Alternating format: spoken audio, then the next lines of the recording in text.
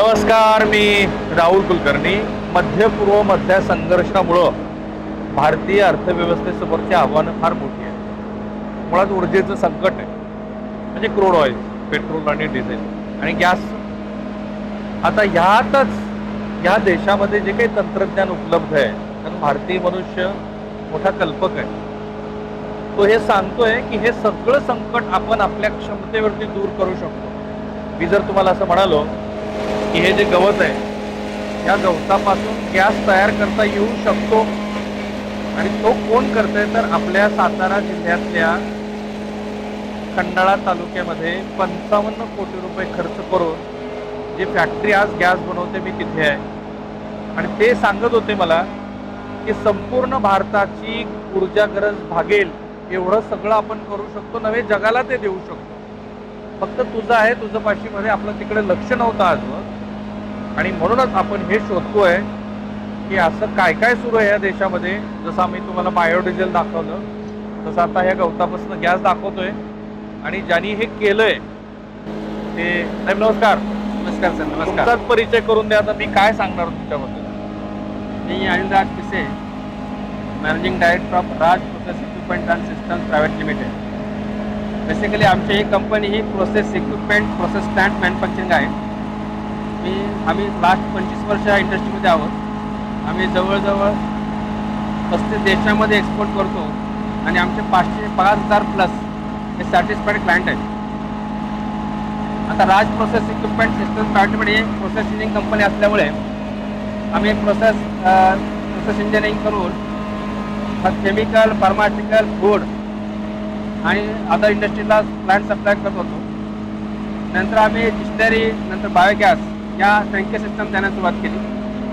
आणि 2-1 वर्षापूर्वी आम्हाला असं वाटलं की आता आपण अदर इंडस्ट्रीमध्ये पण जायला पाहिजे. आणि त्याचा एक भाग म्हणून आम्ही राज क्लीन एनर्जी जी आमची सबसिडी कंपनी चालवते. आणि या राज क्लीन एनर्जीचा हा जो पहिला जो आपण प्लांट पाहताय, हा 12 टिपिडी मल्टी पिढी स्टॉकचा आमचा प्लांट आहे. 12 टन रोज गॅस तयार होईल. 12 टन रोज CBG गॅस तयार होतो. आणि बेसिकली हा प्लांट आहे तो फुल्ली ऑटोमॅटिक प्लांट आहे. आणि हा प्लांट मल्टी पिढी स्टॉकचा डिझाईन केला आहे. म्हणजे याच्यामध्ये आपण Napier grass, agro waste, municipal waste किंवा प्रेसबट असे कुठल्याही जो वेस्ट प्रोडक्ट आहे, त्या वेस्ट प्रोडक्टपासून आपण हा बायोगॅस तयार करतो. मी जर असं म्हणालो की गवतापासून गॅस तयार करणारा महाराष्ट्रातला नव्हे देशातला हा पहिला प्रकल्प आहे जो कमिशनिंग झालाय. हो, नक्की असं म्हणता येईल आपल्याला. कारण आता आम्ही पण काय प्लांट देतोय कस्टमरला आमच्या, सगळे प्लांट आता पहिले इनिशियल स्टेजला आहेत. आणि हा जो प्लांट बेसिकली हा बनवला आहे, हा आम्ही म्हणजे बनवल्यानंतर हा आम्ही एप्रिलवरती कंटिन्यूला चालवतोय. आणि हा फुल्ली आता आम्ही त्याला ऑपरेशनमध्ये घेतलेला आहे. आणि हा आपला इंडियातला आपण पहिला प्लांट आपण म्हणू शकतो, कारण हा तसा पहिलाच प्लांट आहे. पण या ह्या नेपियर ग्रास आहे, पण या गवतापासून होतं काय नेमकं? आता बेसिकली याच्यामध्ये ऑर्गॅनिक कंटेंट असतो. याला आपण काय करतो, हा जो हा जे नेपियर ग्रास आहे, हे सुपर नेपियर ग्रास आहे. या नेपियर ग्रासमध्ये आपण जेव्हा याला क्रश करतो आणि याला क्रश करून आपण त्याला एक लिक्विड स्लरी तयार करतो या ठिकाणी. हां, हे क्रश केला, हे आता क्रशिंगची प्रोसेस सुरू आहे. यस, बरोबर. यस. आता एक क्रशिंग सुरू आहे. या क्रशिंगमध्ये आपण त्याचं जे काय पार्टिकल करतो, स्मॉल पार्टी तयार करतो आणि याच्यामध्ये एक बॅच मिक्सिंग करतो. याच्यामध्ये आपण पाणी टाकून हे आता याच्यामध्ये सुद्धा काय होतं की याच्यामध्ये आपण जे काय लिक्विड टाकतो ते सुद्धा आपलं डायजेस्टेड जे ओव्हरफ्लो येतं ते रिसायकल बॅक करतो आपण. याच्यामध्ये आपण फ्रेश वॉटर घेत नाहीये, पण जे काय लिक्विड असतात ते लिक्विड आणि हे आपण ग्राइंड केलेला नेपियर ग्रास, ह्या दोघांचं कॉम्बिनेशन करून एक आपण स्लरी तयार करतो. आणि हा स्लरी मिक्सिंग टँक आहे. असे आपण 3 स्लरी मिक्सिंग टँक ठेवलेले आहेत, 1, 2, 3. आणि त्याच्यानंतर आपण एक 4था टँक ठेवलेला आहे, तो फीड टँक आहे. म्हणजे याच्यामध्ये आपण एक बॅच मिक्सिंग करून हा जो प्रोडक्ट तयार करतो, स्लरी तयार करतो, ती स्लरी आपण नंतर 4थ्या टँकमध्ये घेतो. आणि 4थ्या टँकमध्ये आपण इंडिव्हिज्युअल बॅचला फीड करतो. पण तिकडे जाऊ आपण. आता या आधी ह्या गवताचं गणित सांगा, कारण आता महाराष्ट्रातले शेतकरी तुम्हाला बघताय, बरोबर. आणि प्रेसमड पण तुम्ही इथं वापरले, मल्टीफीडचं तुम्ही म्हणाला, तर आधी गवतापासून सुरुवात. आता कसं ही जे गवताची व्हरायटी आहे ती सुपर नेपियर ग्रास आहे. बेसिकली हे गवत जे आपण शेतामध्ये लावतो, याचं असं आहे की या गवताचं एका एकरामध्ये 250 ते 300 टन हे आपल्याला प्रोडक्शन मिळतं पर इयर. तर साधारणपणे वर्षातून 4 ते 5 ते कटिंग होतं. आणि त्या कटिंग झालेलं गवत आपण जेव्हा इकडे आणतो प्रोडक्शनला, तर ते गवत आपण ग्राइंड करून वापरतो. तर आता जर आपण महाराष्ट्रात जर बघितलं तर आपल्या महाराष्ट्रामध्ये अशी खूप जमीन आहे की ज्या जमिनीमध्ये आपण असे गवत लावू शकतो की ज्याला फार चांगली जमीन पण नको आहे. ओके, साधारण जमिनीमध्ये पण हे नेपियर ग्रास येऊ शकतं. पाणी कमी लागतं. पाणी कमी लागतं, याला मेहनत कमी लागते. बेसिकली कसं आहे, आपण बाकी क्रॉप जर बघितलं तर हे अश्युअर्ड क्रॉप आहे की ज्यामध्ये तुम्हाला हे क्रॉप मिळेल. याला पाण्याचा प्रॉब्लेम नाही आहे, याला फक्त रोगराई लागत नाही आहे, याच्यामध्ये पुन्हा फिक्स क्रॉप येतं. ह्याला आम्ही आता अश्युअर्ड रेट पण देतो आमच्या शेतकरी बांधवांना. त्याच्यामुळे काय अश्युअर्ड रेट? आम्ही साधारणपणे याला 800 रुपये पर टन हा त्यांच्या तिथे रेट देतो. आम्ही परत आमचं सुद्धा हार्वेस्टिंग करतो, आम्ही ट्रान्सपोर्ट करून आणतो. त्याला जागेवरती 800 रुपये पर टन. यस, म्हणजे साधारणपणे वर्षाचा हिशोब केला तर हे आमचं पूर्णपणे जर आपण 200 टन जर प्रोडक्शन केलं तर 1,60,000 रुपये एका एकरामध्ये शेतकऱ्यांना मिळू शकतात. आणि बेसिकली ह्या क्रॉपसाठी कुठल्याही प्रकारचं जास्त तुम्हाला मेहनत लागत नाही किंवा कुठला मेंटेनन्स लागत नाही. ह्याला लागणारे फर्टिलायझर सुद्धा आम्ही त्यांना प्रोव्हाइड करतो. अशा प्रकारे शेतकऱ्यांसाठी एक चांगलं हे क्रॉप आहे. आता ही ते स्लरी तयार झाली, पुढे इथे स्लरी तयार झाली.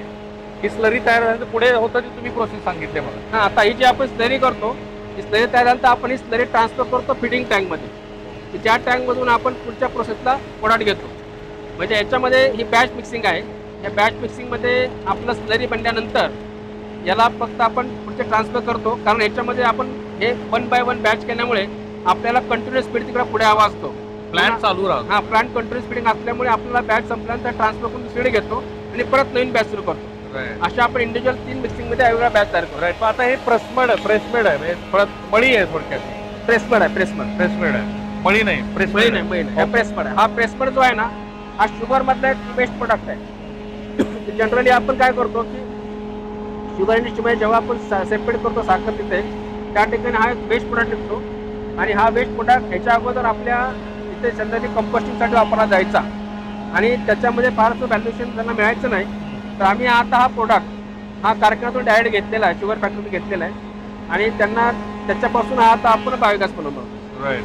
सो मल्टीफीड ही जी कॉन्सेप्ट आहे, एकतर गवत झालं, प्रेसमेड झालं, मल्टीफीड मध्ये काय काय ज्याच्यातून तुम्ही गॅस बनवताय? आता आपण त्याच्यामध्ये बाकी कंपाऊंड पाहिलं तर आपण प्रेसमेड, नेपियर ग्रास हे सोडून आपण म्युनिसिपल वेस्ट म्हणजे MSW आपण म्हणतो ते आपण घेऊ शकतो. आपण दुसरे आता समजा आपल्या आता सिजनेबल काय क्रॉप असेल ते सिजनेबल क्रॉप आपल्याला घेता येतं. सिजनेबल क्रॉपमध्ये आपण समजा एखादा एक्झाम्पल आपण केळी आहे, केळीचं जे वेस्ट निघतं आहे किंवा अजून एखाद्या आपण म्हणतो की ज्वारीचं आपण ह्याचं कटिंग करतो त्याचं वेस्ट निघतं आहे किंवा मकाचं वेस्ट निघतं आहे. असं कुठलंही वेस्ट जे त्या ह्याच्यामध्ये आपल्या सीझनमध्ये निघतं ते कुठलंही वेस्ट आपण यामध्ये घेऊ शकतो. आपण काउडंग घेऊ शकतो, पोल्ट्री लिटरेचर आपण घेऊ शकतो. अशा प्रकारे एनी फीडस्टॉक जे फीडस्टॉक बायोडिग्रेडेबल होऊ शकतं ते सगळं फीडस्टॉक आपल्याला चालतं आणि त्याच्यामधून आपल्याला गॅस मिळतो. राईट. सो आत्ताची जी कॅपिटल इन्व्हेस्टमेंट आहे ज्याचं लोकार्पण नितीन गडकरी यांनी केली, या कारखान्याची कॅपिटल इन्व्हेस्टमेंट आहे 55 कोटी आणि आता ते स्वतः कमीत कमी 12 ते 13 युनिट्स, किती नवीन युनिट्स करतात?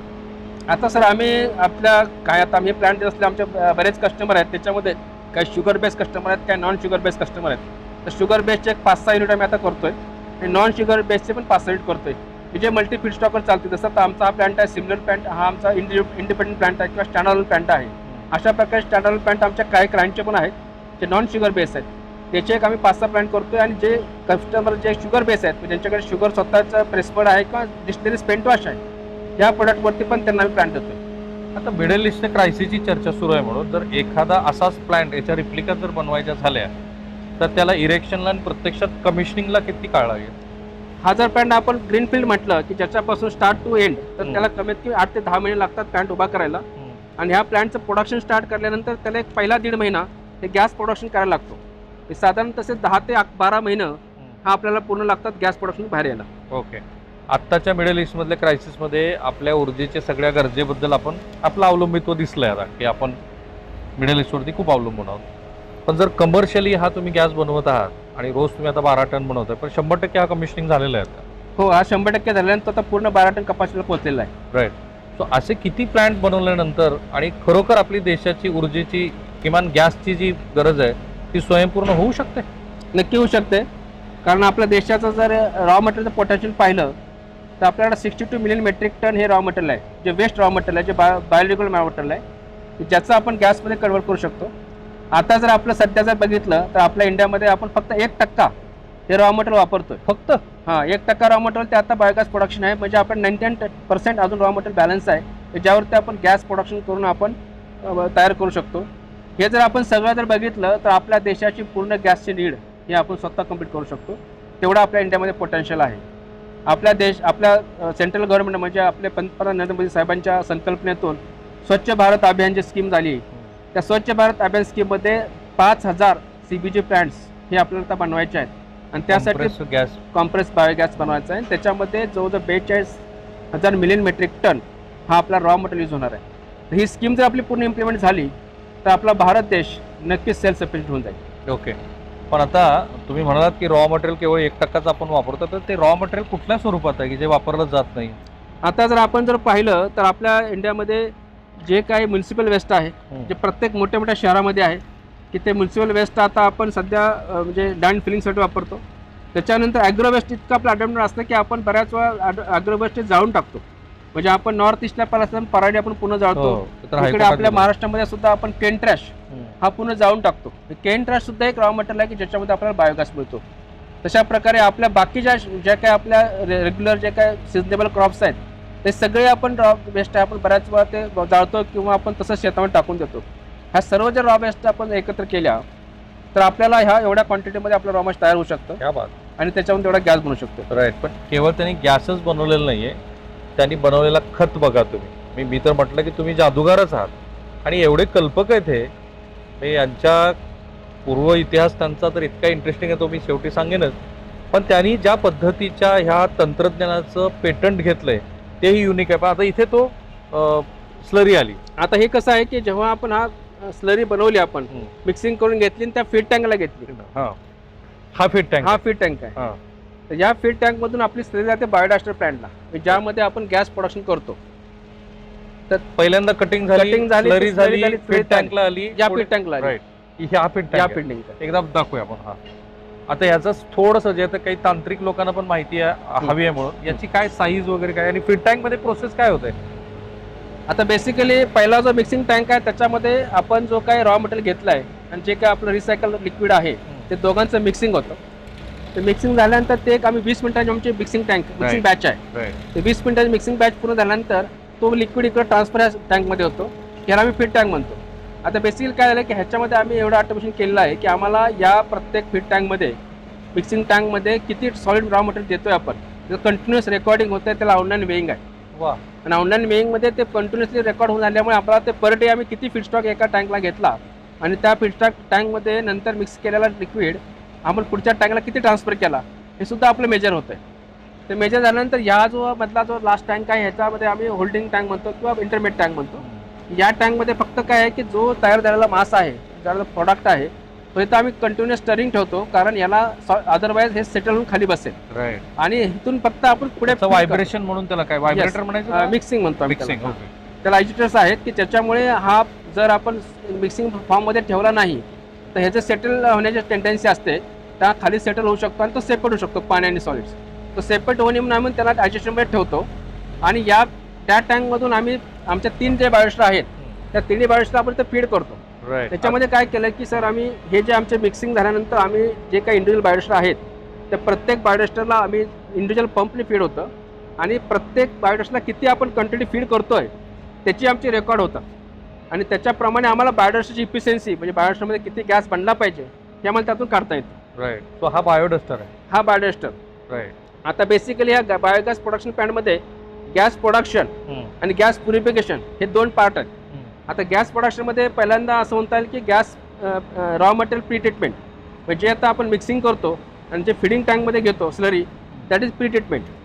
त्याच्यानंतर आपण तो प्री ट्रीटेड झालेला प्रोडक्ट हा बायोडास्टरला घेतो. हा बायोडास्टर म्हणजे आपला हा बायोगॅस प्रोसेस आहे. या प्रोसेसमध्ये आपलं गॅसचं हायड्रोलिसिस होऊन मिथेनेशन होतं म्हणजे याच्यामध्ये गॅस तयार होतो.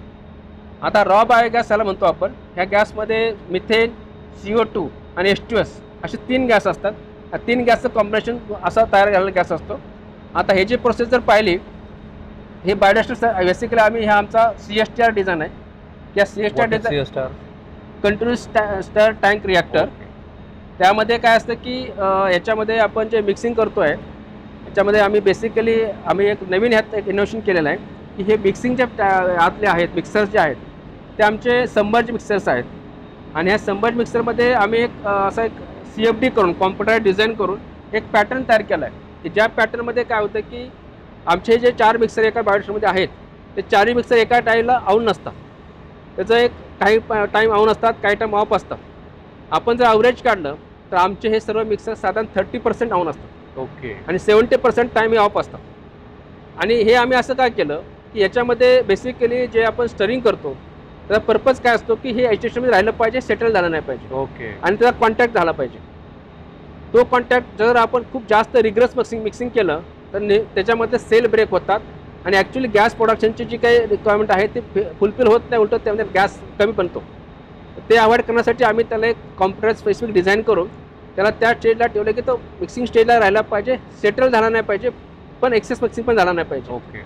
आणि त्यामुळे आम्ही हे जे पॅटर्न डिझाईन केला मिक्सिंगचा त्याच्यामुळे आमचे 2-3 फायदे झाले. एक तर आम्हाला गॅस प्रोडक्शन चांगलं मिळायला लागलं. दुसरी गोष्ट आमचा जो मिक्सर आहे तो मिक्सर 30% ऑन राहिल्यामुळे आमचं पॉवर कन्झम्पन 30% वर आलं. आणि तिसरी ॲडव्हान्टेज म्हणजे आमचा जो इक्विपमेंटचा मेंटेनन्स आहे तो त्यामुळे कमी होतो, त्याचं लाईफ वाढलं. त्यामुळे अशा प्रकारे ह्या मिक्सिंग टेक्नॉलॉजीमध्ये आम्ही खूप डेव्हलपमेंट केली. ह्या मिक्सिंग टेक्नॉलॉजी स्पेसिफिक आम्हाला पेटंट्स मिळालेले आहे. आणि याच्यामध्ये दुसरे जे अजून पॅरामीटर्स आहेत जे फार महत्त्वाचे असतात त्याच्यामध्ये pH आहे, त्याच्यामध्ये प्रेशर आहे, त्याच्यामध्ये त्यानंतर टेम्परेचर आहे. हे सर्वसुद्धा आम्ही टोटली ऑटोमाइज केलेलं आहे. त्याला हे सर्व आम्ही PLC थ्रू मॉनिटर करतो. म्हणजे आम्हाला आमच्या बायोरिएक्टरमध्ये काय प्रोसेस होत असेल किंवा काय प्रॉब्लेम असं होणार असेल तर आम्हाला आधी लक्षात येतो आणि त्याप्रमाणे त्याच्यावरती आम्ही करेक्ट ॲक्शन घेतो आणि तो बायोचं ऑपरेशन करतो. या सगळ्या टोटली म्हणजे मिक्सिंग असेल किंवा हे ऑटोमेशन असेल याच्यामुळे आम्हाला जो गॅसचा यील्ड मिळाला पाहिजे तो आम्हाला जवळजवळ 10% एक्स्ट्रा यील्ड मिळतो. वा. म्हणजे त्यामुळे आमचं प्रोडक्शन जे आमचं आहे ते प्लस होतं. त्यामुळे हे सगळं तुमचं इन्व्हेन्शन, हे 100% आमचं इन्व्हेन्शन आहे. आणि हा जो बाहेरचं तंत्रज्ञान नाहीये, कुठली परदेशी कंपनीची मदत नाहीये. नाही, हे कम्प्लीट राज इन्व्हेन्शन आहे. आणि याच्यामध्ये राज प्रोसेसनी हा बायोडिस्टर तसा जुना म्हणजे टेक्नॉलॉजी आहे, पण ह्या बायोडिस्टरला आम्ही अपग्रेड केलेलं आहे. जी आता टेक्नॉलॉजी आता करंट जुनी होती त्यामध्ये जनरली हे साईड इचिटर असायचे की ज्याच्यामध्ये लॅटर इचिटर म्हणतो, लॅटर इचिटर करून ते मिक्सिंग करायचे आणि ते 24 तास चालू असायचे. आणि ते नेहमी ते 30% वरती. आणि ते दुसरी गोष्ट त्या लॅटर इचिटरमध्ये साईडनं इचिटर असल्यामुळे नेहमी त्याचं सील लीक व्हायचे आणि कधी तुम्ही पाहिलं तर बायोडिस्टर बाजूला कम्प्लीट वॉटर असायचं किंवा ते इफ्लुएंट खाली पडलेलं असायचं. तर अशा प्रकारचे ते कधी क्लीननेस राहत नव्हता. पण बिकॉज ऑफ सबमर्ज इचिटर्स ही क्लोज सिस्टम केल्यामुळे आमचा प्लांट पूर्ण क्लीन राहतोय, तर कुठल्याही प्रकारचा ड्रॉप पाडण्याचं समजणार नाही. महत्वाचं म्हणजे त्यांचं शिक्षण मी त्यांना विचारलं, ते BE आहेत पण त्यांची सुरुवात इतकी इंटरेस्टिंग आहे. त्यांनी डिप्लोमा केला आणि डिप्लोमा केल्यानंतर BE त्यांनी एक्सटर्नल केली. तो त्यांच्या आयुष्याचा स्ट्रगल तोच तुम्हाला इतकं शिकवून गेलाय त्यांना की त्याच्यामुळं इतकं सगळं इन्व्हेन्शन. किती लोक सांभाळतात तुमचा हा प्लांट? आता आमच्याकडे हा फुल्ली ऑटोमॅटिक असल्यामुळे आम्हाला फक्त एका शिफ्टला 5 लोक आहेत. 5 लोक? 5 लोक मिळून रोज 12 टनाचा म्हणजे टोटल 3 शिफ्टमध्ये 15 लोक काम करतात. त्यातले 2 लोक ॲक्च्युली फिजिकल 2 लोक काम करतात. आम्हाला फक्त रॉ मटेरियल फिडिंग करायला एक तिथं पर्सन लागतो फिजिकली. आणि जेव्हा आम्ही कॅस्केडमध्ये व्हेकलमध्ये जेव्हा आम्ही गॅस भरतो ते होज जेव्हा लावतो त्या ठिकाणी फिजिकल ऑपरेशन आहे. हे 2 जर ऑपरेशन फिजिकल सोडले आमचं कुठलंही ऑपरेशन फिजिकल नाही. आमचे जे बाकी 3 जे स्टाफ आहे त्याच्यामध्ये एक लॅबमध्ये बसलेले असतात, एक PLC बसलेले असतात आणि एक फक्त सराउंडिंगचं फक्त स्टेटस घेतात. फिजिकली कुठलंही काम करायला लागत नाही. इतकं फुल्ली ऑटोमेटेड प्लांट केलं. आता हा जो तुमचा तुम्ही केलेला इन्व्हेंट हा केलेला टँक आहे, ह्या टँकमध्ये आत्ता ह्या क्षणाला किती गॅस बनतात? आता आपण जर तो प्युअर गॅसचा विचार केला तर एका टँकमध्ये 4 टन गॅस बनतो. असे 3 टँकमध्ये मिळून 12 टन गॅस बनतो. ओके. आणि किती प्रकारचे गॅस बनतात? याच्यामध्ये मेन जो गॅस असतो तो आपला मिथेन असतो. तर मिथेन बरोबर त्याच्यात CO2 H2S हे 2 ॲडिशनल गॅस बनतात जे आपण नंतर सेपरेट करतो. आणि सेपरेट केल्यानंतर जो प्युअर मिथेन गॅस आहे तो आपण याचा प्रोडक्ट विकतो. आता सेपरेशन टेक्नॉलॉजीमध्ये बरेच आमचे इनोव्हेशन आहेत. मी तुम्हाला ते डिटेलमध्ये प्लांटवर जाऊन सांगतो की त्याच्यामध्ये आपल्याला कसं सेपरेशन करतो, त्यातून काय आम्ही बाय प्रोडक्ट तयार करतो. Rather than generating effluent we are generating by product from the process of the separation. आणि ते इतकं महत्त्वाचं मला वाटलं की देशाच्या पंतप्रधानांनीच या प्लांटला येऊन बघायला पाहिजे. अर्थात नितीन गडकरी येऊन गेलेत. आपल्याकडे खतासाठीची सबसिडी ही 75,000 कोटीवरून वाढता वाढे आता दरही वाढल्यामुळं 3 लाख कोटी रुपयावरती गेली आहे. आणि अशा वेळेला जर खताचं सोल्युशन आपल्या पुण्यात पुण्यापासून जवळ सातारा जिल्ह्यातल्या खंडाळा तालुक्यात फोन देत असेल तर यांनी दिलेलं आहे. ते असं सोल्युशन आहे की मला वाटतं की पंतप्रधानांनी जर ह्याला एक धोरणात्मक भाग म्हणून बघितलं तर या देशाच्या खताचा पण प्रश्न निकाली निघणार आहे. आणि श्रीलंकेमध्ये जी चूक झाली होती की श्रीलंकन सरकारने सांगितलं की आपण सगळंच ऑर्गॅनिक करू, ते ऑर्गॅनिक करण्यामध्ये प्रोडक्टिव्हिटी घसरली आणि श्रीलंकेमध्ये एक मोठं आर्थिक संकट आलं. ते संकटही येणार नाही आणि 100% ऑर्गॅनिक खत त्यांनी तयार केलेला आहे जो परवडेबल आहे, त्याच्यातनं उत्पादकता वाढेल. पण आपण आता तिथून पुढे गेलो. पुढे कुठे आलो आता आपण आलो प्रोडक्शन प्लॅन्ट मध्ये. येस, तर आपण इकडून सुरुवात करू जिथून गॅस चालू होतो. हो बेसिकली जो आपला बायोडायस्टर आहे की ज्या बायोडायस्टर मध्ये आपण गॅस तयार केला, हा बायोडायस्टर तीन बायोडायस्टर मध्ये तीन वेगळ्या बायोडायस्टर मध्ये गॅस तयार होतोय. तिघांचा सगळ्यांचा गॅस एकत्र ह्या गॅस होल्डर मध्ये येतो. हा जो गॅस होल्डर हा गॅस होल्डर आहे. आता कसं होतं की आम्ही ह्याच्यामध्ये असं केलेलं आहे की जो आमचा पहिला फीड जो आहे तो इंडिव्हिज्युअल बायोडायस्टरला किती जातो तो आम्ही मेजर करतो, तो त्यामध्ये जातो. आता त्या फीडवरनं आमचं कॅल्क्युलेटेड गॅस किती बनायला पाहिजे आणि आता आमचा फिजिकल गॅस किती बनतोय याचं आमचं कम्पॅरिझन होतं. कारण आम्ही काय केलं की फीडला पण मीटरिंग केलेलं आहे आणि जो गॅस बनतो त्यालाही मीटरिंग केलेलं आहे. त्या इंडिव्हिज्युअल तिन्ही बायोचं गॅस प्रोडक्शन आम्हाला कळतं आणि त्याप्रमाणे आम्ही तो झालेला गॅस त्या गॅस होल्डरला येतो. ह्या गॅस होल्डरमध्ये 3 गॅस कॉम्बिनेशन म्हणजे मिथेन, CO2 आणि एस्टस असे 3 गॅस आहेत आणि आपला प्रोडक्ट हा त्यातला मिथेन आहे. तर तो तिन्ही गॅसचं त्या मिक्सर आहे ते आपण या फ्लोअर थ्रू पहिल्या प्रोसेसमध्ये घेतो. ती प्रोसेस हां, त्याच्यामध्ये हा जो पहिला जो कॉलम आहे स्क्रबर आहे त्याला आम्ही पलीकडचा की हा ब्ल्यू कलरवाला, तो ब्ल्यू कलर. हा ब्ल्यू कलरवाला जो पहिला स्क्रबर आहे. त्या स्क्रबर मध्ये काय होतं? हा स्क्रबर हा H2S सेपरेशनसाठी वापरता येतो. या स्क्रबरचं म्हणजे टेक्नॉलॉजिकल असं आहे की याला आम्ही बायोकेमिकल टेक्नॉलॉजी म्हणतो. जे बायोकेमिकल टेक्नॉलॉजीमध्ये आपण जो काही H2S स्क्रब करण्यासाठी काय केमिकल वापरतो यामध्ये आम्ही कॉस्टिक क्लीन वॉटर हे केमिकल वापरतो, कॉस्टिक वापरतो.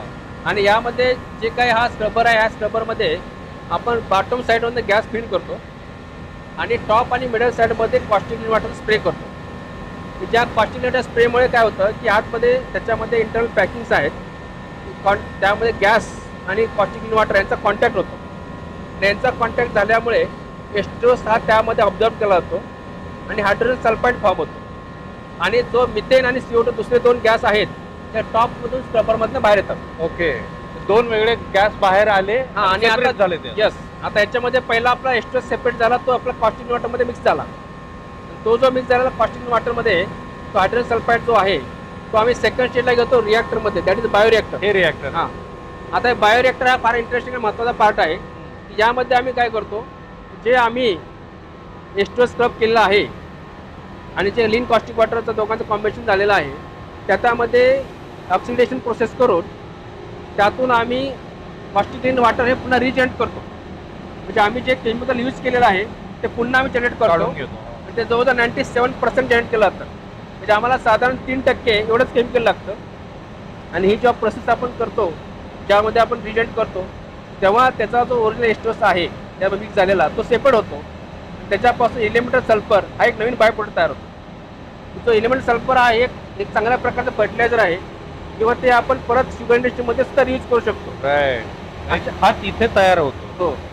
म्हणजे तो जो प्रोडक्ट तयार झाला म्हणजे जनरली या टेक्नॉलॉजीमध्ये सेपरेशनमध्ये 2 टेक्नॉलॉजी असते, एक बायोकेमिकल आणि केमिकल. केमिकल टेक्नॉलॉजीमध्ये काय होतं, केमिकल टेक्नॉलॉजीमध्ये आपल्याला जो काही आपण स्क्रब करतो H2S तो केमिकलमध्ये मिक्स होतो आणि त्याच्यामध्ये जो आपला परत तो केमिकल एक सॅच्युरेशन लेवल आल्यानंतर आपण ते केमिकल रिप्लेस करतो. आणि ते रिप्लेस झालेलं केमिकल म्हणजे ते आपलं एक नवीन इप्युलंट तयार होतं. तर नवीन इप्युलंट ऐवजी आपल्या ह्या टेक्नॉलॉजीमध्ये आपल्याला एक बाय प्रोडक्ट तयार होतो. त्याच्यामुळे ही जी टेक्नॉलॉजी आमची आहे याच्यामध्ये आपलं कॉस्ट ऑफ प्रोडक्शन फारच कमी येतं. आता काय झालं की आपण हा पहिला H2S सेपरेट केला, त्याच्यानंतर आपल्याला 2 गॅस एकत्र राहिले, मिथेन आणि CO2. आता आपल्याला यातून CO2 सेपरेट करायचा. CO2 सेपरेट करण्यासाठी आम्ही चिल्ड वॉटर स्क्रबिंग ही टेक्नॉलॉजी त्याचा एक दुसरा कॉलम आहे. या कॉलममध्ये सुद्धा कॉन्फिगरेशन सिमिलर आहे H2S स्क्रबिंग सारखंच. फक्त एक अशी कंडिशन असते की एका अशा कंडिशनमध्ये पाण्यामध्ये CO2 डिझॉल्व होतो. म्हणजे त्यासाठी आपल्याला स्पेसिफिक टेम्परेचर आणि स्पेसिफिक प्रेशर हे जेव्हा आपण मेंटेन करू तेव्हा त्या पाण्यामध्ये CO2 डिझॉल्व होतो. आणि त्यासाठी आम्ही हा स्क्रबर डिझाईन केला आणि तोही तुम्ही इथेच डिझाईन केला? आम्ही स्वतः डिझाईन केला, तो आम्ही स्वतः बनवलेला आहे.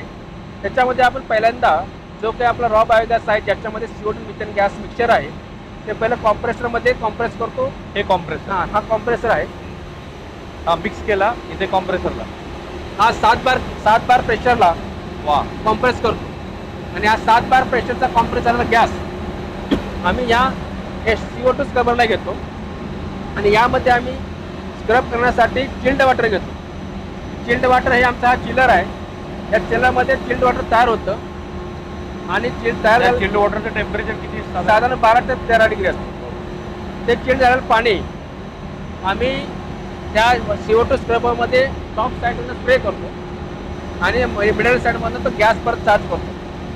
याही स्क्रबरमध्ये आमचे इंटरनल पॅकिंग असतात. त्या पॅकिंगमुळं चिल्ड वॉटर आणि गॅस याचा कॉन्टॅक्ट येतो. आणि त्या चिल्ड वॉटरमध्ये CO2 डिझॉल्व होतो. CO2 डिझॉल्व झाल्यानंतर प्युअर मिथेन 97-98% किंवा 99% मिथेन तो आपण बाहेर येतो. आणि हे CO2 डिझॉल्व झालेलं वॉटर खाली येतं. आता हे CO2 डिझॉल्व झालेलं पाणी आहे. या पाण्यामध्ये CO2 असल्यामुळे आपण हे काय करतो, पाणी पुन्हा घेतो CO2 स्ट्रिपरला. इकडे हा CO2 स्ट्रिपर आहे.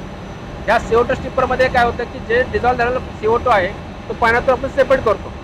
त्यासाठी आपण एक नॉर्मल एअर खालून चार्ज करतो. आणि टॉपमधनं पुन्हा तो CO2 रिच वॉटर स्प्रे करतो. आणि त्याच्यामध्ये इंटरनल पॅकिंग्स आहेत की ज्याच्यामुळं CO2 स्ट्रिप होऊन आपलं जे ओरिजिनल वॉटर आहे ते पुन्हा खाली येतं. आणि आपण तेच पाणी चिल्लरला घेतो. चिल्लरमधून पास करून पुन्हा त्या CO2 स्क्रबरला घेतो. मग यामध्ये सुद्धा हे पाणी कम्प्लीट क्लोज लूपमध्ये आहे. CO2 स्क्रबर, चिल्लर, स्ट्रिपर आणि CO2 चिल्लर आणि पुन्हा स्क्रबर असा पुन्हा राऊंड पूर्ण करतं. याच्यामध्ये कुठल्याही प्रकारचा पाण्याचा ड्रॉप हा बाहेर जात नाही. याच्या बेसिकली यामध्ये मेंटेनन्स फार झिरो आहे. याची ऑपरेटिंग कॉस्ट मिनिमम आहे. याच्यामध्ये आम्हाला मिनिमम गॅस स्लिपेज मिळतो, म्हणजे गॅस लॉस. म्हणजे बेसिकली काय ही जी प्रोसेस आहे या प्रोसेसमध्ये तुमचा मिथेन लॉस किती होतो, प्रोडक्ट लॉस किती होतो, तर या आमच्या टेक्नॉलॉजीमध्ये मिनिमम प्रोडक्शन लॉस होतो. मॅक्सिमम 1.6% हा गॅस लॉस होतो. आणि त्याचा एक मोठा ॲडव्हान्टेज असतो, कारण आपण जेव्हा 12 टन प्रोडक्शन करतो तेव्हा जर आपण सुद्धा 1% लॉस म्हणलं तर 120 किलो आपला गॅस त्यामध्ये जात असतो. अशा प्रकारे आमचा मिनिमम लॉस असल्यामुळे आमचा तो कॉस्ट ऑफ द प्रोडक्शन म्हणून किंवा प्रोडक्टची कॉस्ट ही कमी होते. आणि ह्याच्यामध्ये आम्हाला विशेष म्हणजे 98-99% प्युअर हा मिथेन मिळतो. तुम्हाला कोणी म्हणतं का तुम्ही जादूगार आहेत? काय आहे, तुम्ही राष्ट्रीय नेशन बिल्डिंग मध्ये अशा माणसांचं कॉन्ट्रीब्युशन बघा. त्यांनी खतावरती पण सोल्युशन काढलं, गॅसवरती पण सोल्युशन काढलं, सगळं इंडिजिनियस आहे. मी मुद्दा म्हणून तांत्रिक मुद्द्यावरती त्यांना बोलू दिलं, कारण महाराष्ट्रातल्या प्रेक्षकांना कळलं पाहिजे की गवतापासून गॅस तयार होऊ शकतो. 55 कोटी रुपयाचं इन्स्टॉलेशन आहे आणि ते त्यांनी भारतामध्ये तयार केले, मराठी माणसानं तयार केलं आहे. आणि ते भारतातल्या संभावित सगळ्या अडचणीवरती मात करणारा हा प्रकल्प आहे. मला आशा आहे की धोरणकर्ते सगळं बघतील. आपण पुढे जाऊया आणखी. मग आता हे तुमचा गॅस, खरं तर तुमचे जे खात वगैरे तयार झालेत ना, ते पण आपल्या प्रेक्षकांना पण दाखवतात. ते मागूया पुढचं सांगतो थोडंसं. हा जरा सांग, पुढे राहिला की जो हा गॅस मिथेन आला, जो आपला प्युअर झाला 98-99% प्युअर, तो तिथं आपण थोडा एअर ड्राय करतो. जिथे एअर ड्राय, त्यात मॉइश्चर थोडाफार असतो, तो मॉइश्चर तिथं काढला जातो आणि या रिसोर्सवर थांबतो. आता या रिसोर्समध्ये 7 बार प्रेशरचा हा प्युअर मिथेन गॅस आहे. आता आपण हा 7 बार प्रेशरचा गॅस आपल्याला जो कॅस्केड फिलिंग करायचा आहे त्याच्यामध्ये आपल्याला तो हाय प्रेशर केला तर तो व्हॉल्यूम कमी होतो. कॅस्केड म्हणजे ह्या ज्या ट्रक्स आहेत, या ट्रकचा त्याला मी कॅस्केड म्हणतो. हाय प्रेशर फिलिंग करण्यासाठी आपण त्याला सेकंड स्टेजला परत कॉम्प्रेशन करतो. ओके. हा इथे मग इथं आपण काय करतो, हा 7 बारचा गॅस घेतो. 7 बार ते 250 बार ह्या प्रेशरला तो कॉम्प्रेस करतो. आणि तो कॉम्प्रेस केलेला गॅस हा आपण ह्या फिलिंग स्टेशनमध्ये हा कॉम्प्रेस केलेला गॅस फिल करतो. हे फिलर्स आहेत, हे म्हणजे कॅस्केड्स आहेत. हे आता कॅस्केडचे व्हेकल्स आहेत. तर तो जो गॅस झाला 7 बारचा तो इथे या कॉम्प्रेसरला आला. इकडे हाय प्रेशर कॉम्प्रेसर आहे. पण आपण याला स्टोअर करू शकतो का गॅसला? गॅस आपण स्टोअर करू शकतो, पण काय असतं गॅसचा व्हॉल्यूम एवढा मोठा आहे की आपल्याला तो गॅस स्टोअर करायला खूप मोठी स्टोरेज साईज लागेल. पण आपण त्याला स्टोरेज करत नाही. आपण त्याला कंटिन्युअस ऑपरेशन, याचा अर्थ कॅस्केड म्हणजे ज्या ट्रक्स आहेत त्याची रोलिंग झाली पाहिजे. आणि त्याच्यासाठी आम्ही नंबर ऑफ कॅस्केड आणि ट्रक ठेवलेले आहे. आता इथे आला तो आता हा आहे तो 250 बार, म्हणजे याच्या 7 बार जो आपला ओरिजिनल गॅस आहे त्या 250 बार प्रेशरला आपण कॉम्प्रेस करून इथून आपण कॅस्केड पूर्ण देतो. आता म्हणजे गाड्या भरल्या बरोबर, कॅस्केड झाल्या. प्रश्न आता प्रेक्षकांना असा पडला असेल की तुम्ही गॅस तर उत्पादन केलंय, पण देता कोणाला? आता हे जे आमचा इथला गॅस बनलेला आहे ना, तो इथल्या आम्हाला आमचं इथं ट्रायपॅट ॲग्रीमेंट झालेलं आहे OMC बरोबर. त्याच्यामध्ये BPCL, गेल आणि राज असं तिघांचे ट्रायपॅट ॲग्रीमेंट आहे. आणि आमचा हा गॅस इथल्या जवळपासच्या BPCLच्या पंपाला जातो. म्हणजे आम्ही हे कॅस्केड भरतो, कॅस्केड भरून त्या पंपावर जातो आणि त्या पंपामध्ये तो गॅस अनलोड केला जातो. अनलोड करून त्याची गाडी पुन्हा माघारी येते. अशा प्रकारे आम्ही तो सगळा ट्रान्सपोर्ट करून त्याला इश्यू करतो. राईट. या एका प्लॅन्टमुळं साधारणपणे किती वाहनांना रोज आपण CBG पुरवू शकतोय? आता तसं विचार On an केला average. तर आपण याचा जर कॅलरी पाहिली तर इक्वल टू CNG आहे. म्हणजे समजा आपण 12,000 किलो कॅलरी व्हॅल्यू आहे. त्या हिशोबाने आपण समजा एक जनरल गाडी समजा एक 50 किलो जात असेल तर त्यांचं जे काय आपण हे म्हणतो की त्यांना 8 लिटर पेट्रोल लागत असेल तर 8 लिटर पेट्रोलप्रमाणे आम्ही जवळजवळ 12 टन म्हणजे जवळजवळ आम्ही 1500 गाड्या कमीत कमी आम्ही दिवसाला भरू शकतो. रोज 1500 कडे. आता काही प्रेक्षकांना जे तांत्रिक ज्ञान ज्यांना माहिती आहे, मध्ये इथेनॉलवरून तो विषय झाला होता म्हणून की काही गाड्यामध्ये बदल करावा लागला वगैरे वगैरे.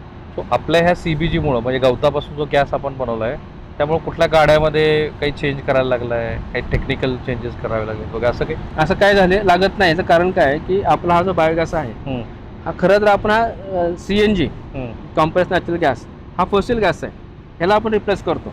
तर त्याच्यामध्ये उलट ह्या गॅस जर पाहिलं तर आपल्यामध्ये मेथेन हा एक मेन कंटेंट आहे की जो सगळ्यात प्युअर गॅस आहे. आणि तो CNG मध्ये सुद्धा मिक्सर ऑफ द गॅस असतात. आणि जे आपलं आता जे काही गाड्या आणि व्हेकल्स आहेत त्यासाठी कुठलाही न चेंज करता आपला गॅस यूज होतो. आणि त्याच्यापेक्षा आपला प्युअर आहे. म्हणजे याच्यापेक्षा आपण खरं सांगायला गेलं तर आपल्या ह्या गॅसमध्ये पोल्युशन विचार केला तर कमी होतं रादर दॅन CNG. हो हो. आणि शेतकऱ्यांच्या दृष्टीनं काय इकॉनॉमिक्स बनतं? आता हे जर आम्ही म्हणजे आता आमच्याकडे जो मेन रॉ मटेरियल आहे तो नेपियर ग्रास आहे. तर आता आमच्या ह्या नेपियर ग्रासची आमची डेली रिक्वायरमेंट 240 टनची एका प्लॅन्टची ह्या 12 टनाची. आणि साधारणपणे एका एकरामध्ये आम्ही आता अवरेज काढतोय 200 टन प्लस हे नेपियर ग्रास बनतं.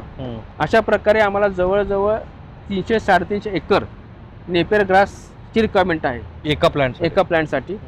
आणि यामध्ये आम्ही जो काय शेतकऱ्यांना आता रेट देतोय ह्याच्यात 2 गोष्टी फार महत्त्वाच्या आहेत की शेतकऱ्यांना ह्या नेपियर ग्रासमध्ये शाश्वत इन्कम मिळणार आहे.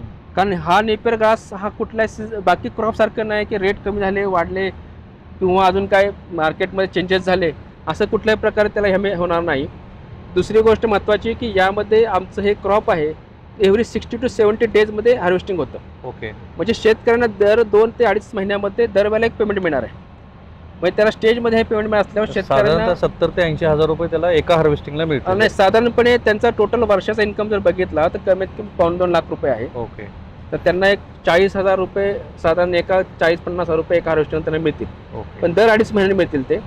त्याच्यावर त्यांना कंटिन्युअस तर पेमेंट येत राहील. दुसरी गोष्ट हे जे नेपियर ग्रास आपण लावतोय ह्या नेपियर ग्रासला बाकीच्या कुठल्याही क्रॉपसारखं खूप काम नाही, मेंटेनन्स नाही आहे.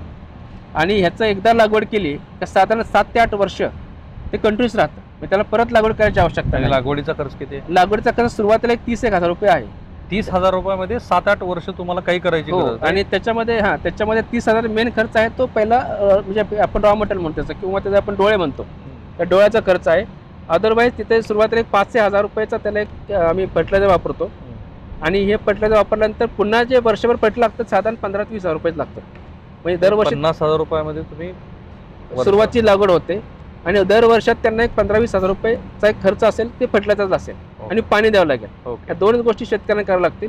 आणि पाणी किती लागतं? पाणी साधारण आपण जर आपल्या ऊसाचा क्रॉपचा विचार केला तर आपल्या ऊसाच्या 60% पाणी जवळ द्यायला लागतं फक्त.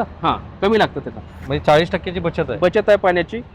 आणि जमिनीची निवड जमिनीमध्ये सुद्धा आता कसं आहे की आम्ही आता काय करतोय की आम्ही शेतकऱ्यांना आमचं ऑर्गॅनिक फर्टिलायझर परत देतोय. ज्या ऑर्गॅनिक फर्टिलायझरमुळे शेतकऱ्यांना जो काय आता जमिनीचा कस आहे तो चांगला होतोय त्याच्यामुळे की ज्याच्यामुळे त्यांना जमिनीमध्ये आता केमिकल फर्टिलायझर वापरून जे काही जमिनीची कंडिशन खराब झालेली आहे ते आमच्या फर्टिलायझरमुळे ती चांगली होत आली.